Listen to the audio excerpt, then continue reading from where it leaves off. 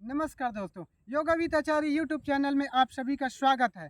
आज हम हमारी उम्र बढ़ेगी पर हमको प्रभावित नहीं करेगी, ऐसे हमारे पुरातन संस्कृति और हमारे पुराने ऋषि मुनियों की जो यौगिक क्रिया है उसके बारे में बात करेंगे, जो हमारे उम्र बढ़ने के साथ ही हमको बिल्कुल भी प्रभावित नहीं करेगी और हम हमेशा सदा जवान रहेंगे और लंबे वर्षों तक जो है जीवित रहेंगे।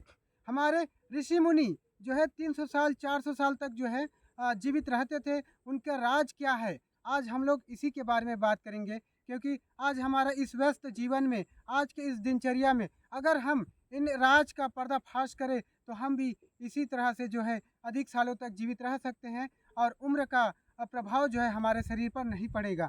इसके लिए सबसे मेन है हमारा जो ये प्राण शक्ति।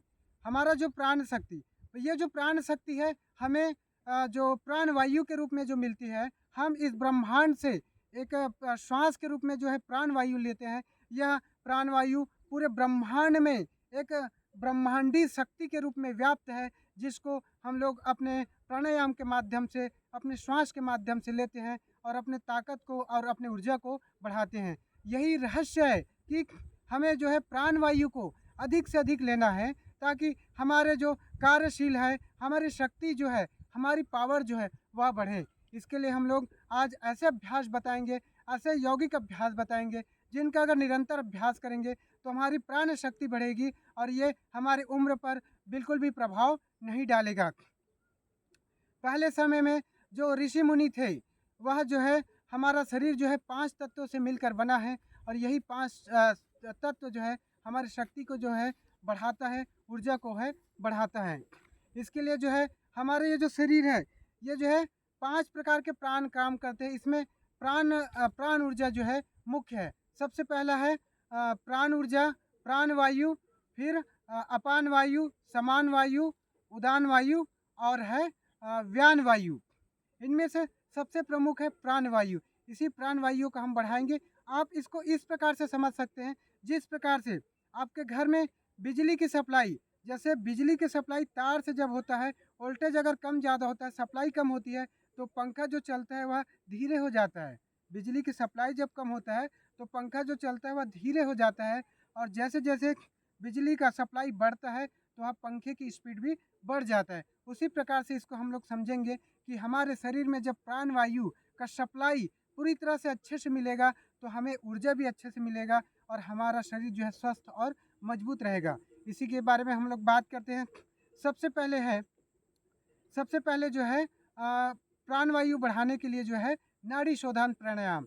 नाड़ी शोधन प्राणायाम जो है इस प्रकार से जो है, जैसे भी हो वज्रासन सुखासन में बैठ जाते हैं।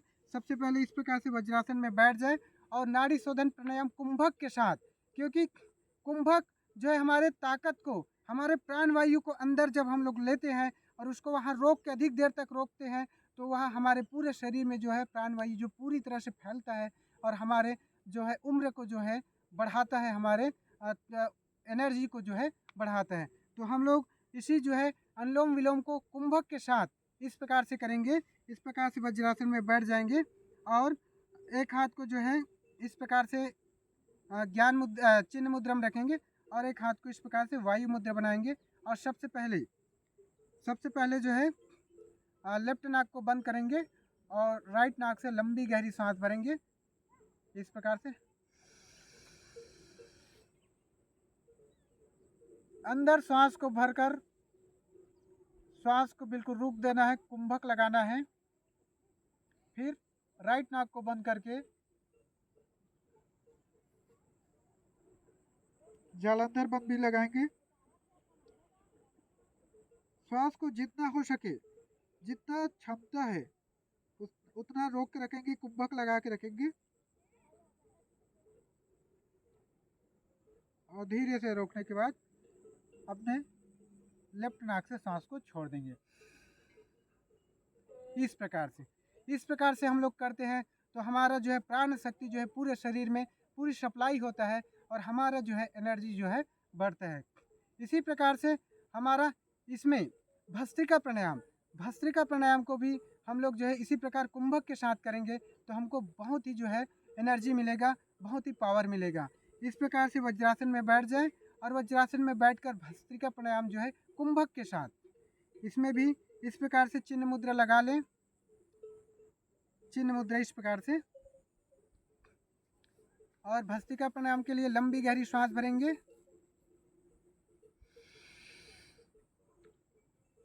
श्वास भर के श्वास को रोक के रखेंगे, कुंभक लगा के रखेंगे, आंतरिक कुंभक, जितनी क्षमता है रोकेंगे श्वास को।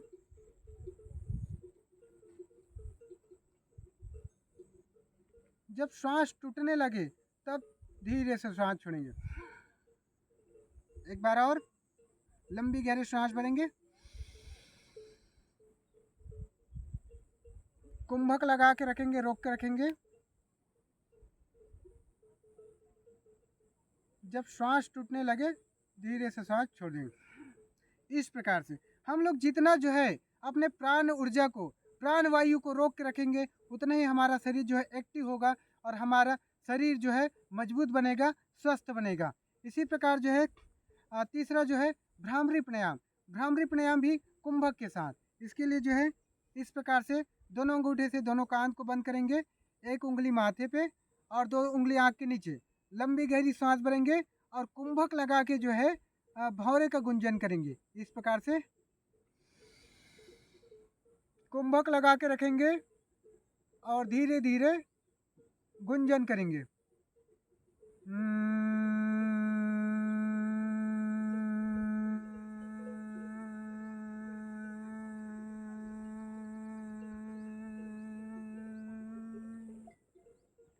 फिर लंबी गहरी श्वास भरेंगे, कुंभक लगा के रखेंगे,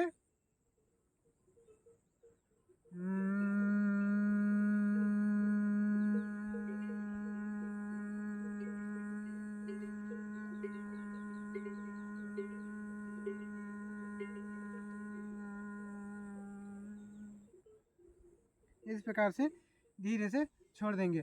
हम लोग जो है इस तीनों प्राणायाम का जितना ज़्यादा अभ्यास करेंगे उतने हमें प्राण ऊर्जा मिलेगा, प्राण शक्ति मिलेगा। इस प्रकार अन्य विषयों पर अगली बार चर्चा के लिए इस प्रकार की वीडियो को अपने दोस्तों के साथ लाइक करें, शेयर करें, सब्सक्राइब करें। सभी के लिए मंगल कामना, सभी के लिए प्रार्थना। नमस्कार।